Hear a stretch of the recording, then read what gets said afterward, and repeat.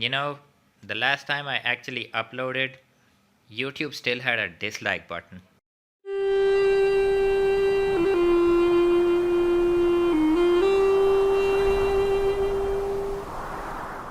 Assalamu alaikum YouTube.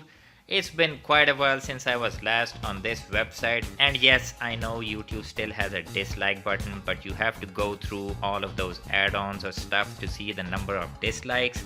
Pretty stupid decision on YouTube's part. What you gonna do? Hey, this video ain't about YouTube. It's not about the patterns on my bedsheet, even though this kinda looks like a seal. No, this video is about comic books, and I am very excited to show all of you what I came across this time around, because it's some of my favorite stuff that I have ever found when going comic book hunting in Pakistan. So without further ado, here is the small stack of comic books that I came across this time around. They're all retro comics, the ones that I absolutely love, some of my favorite series, and I'm very happy about it. So let's go through all of these one by one. One thing that I want to mention before firsthand is that I didn't find all of these from the usual place that I go to. If you want to know what the usual place is, there's a link right up here. You can go check those out. So let's get into it. Okay, the first one you already know, spoilers, it's DC Ghosts. Now I have heard of this series, I've actually read a couple of issues before, but I didn't know that it actually existed in this small form factor. But hey, I ain't complaining. I spent my childhood reading Archie comics, and I really love these small factor comic books. And yeah, coming across a DC Ghosts, very exciting. 17 chilling tales of the weird and the supernatural. Sign me up. How in the world did they ever fit 17 tales in this small book? I have no idea, but we will find out when I actually read this.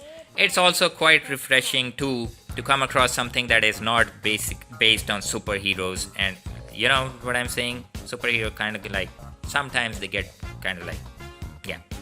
Now speaking of superheroes, the next comic in this same small form factor that I found, that I instantly picked up, is Doom Patrol. Now honestly, I never got into Doom Patrol before. I have come across some Doom Patrol comics way back a couple years ago, but after seeing the series that came out a couple of years ago, I now have an interest in these bunch of misfit, really interesting, strange characters. And when I came across this book, it's in small form factor, it's retro, instant pick. Very happy with it, and I do hope to find some more because it's a really interesting bunch of superhero team, really bunch of misfits, and I think these actually predate the X-Men, and I read somewhere that the X-Men are actually based on Doom Patrol. So yeah, really excited to find these, and I do hope to find some more. Now let's get into the bigger comic books, and the first up is my favorite superheroine of all time, and that obviously is Wonder Woman. And I'm very happy because this is not only Wonder Woman, it's retro Wonder Woman in very good condition, and really excited about it. Like I have said a million times already, I love the retro stuff, the artwork, the stories, everything about it is far more superior to what we are getting today. I no longer even have an interest in the latest comics that are coming out, honestly. I just try my best to collect these retro stuff, and then when it comes to Wonder Woman, yeah, no brainer, instant pick for me. Very happy that I found these two issues of my favorite superheroine of all time. Next up is Warlord. Now I have read Warlord number 1 before, but I didn't get into it. Not because I didn't like it, because I had some other stuff to do in life at that point in time, and there was a bunch of other comics that I was going through. It kind of slipped my mind, but when I came across it, I said, hey, I actually read the first issue.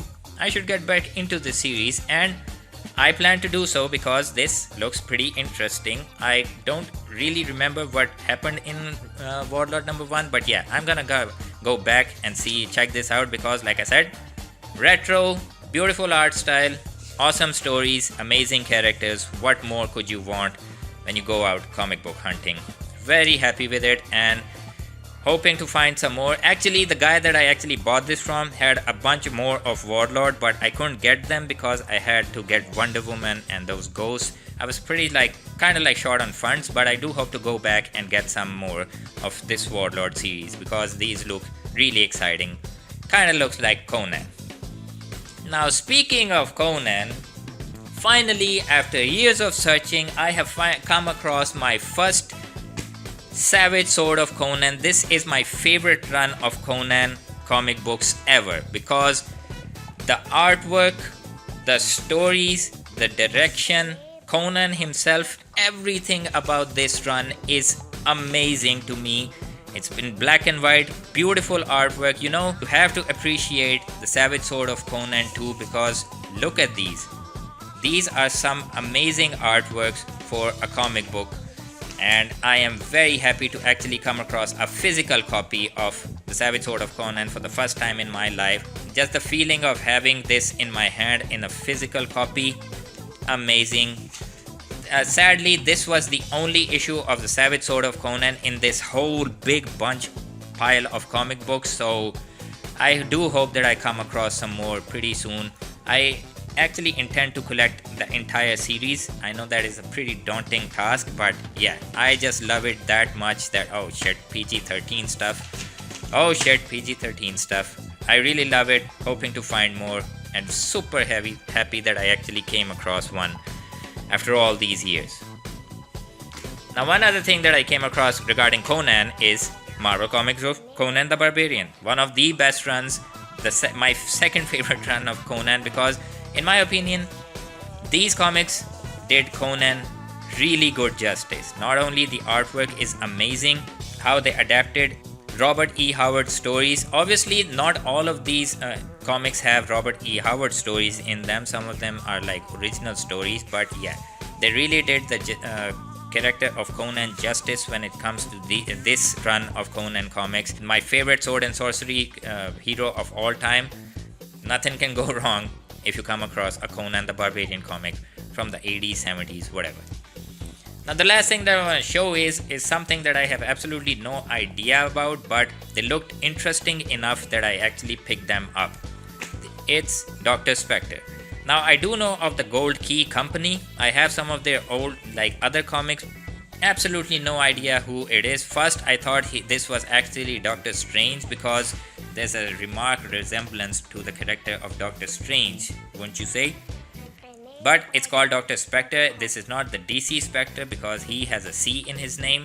This is about a character who is apparently a doctor and his name is Specter, and he goes on weird, these mystical, supernatural adventures.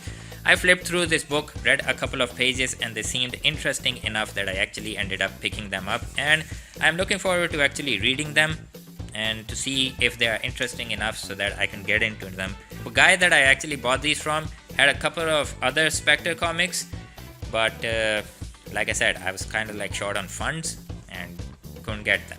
But next time, if they are interesting enough, I am definitely gonna go and see if he still has them. I'm gonna pick them up with the other issues of Warlord that guy had.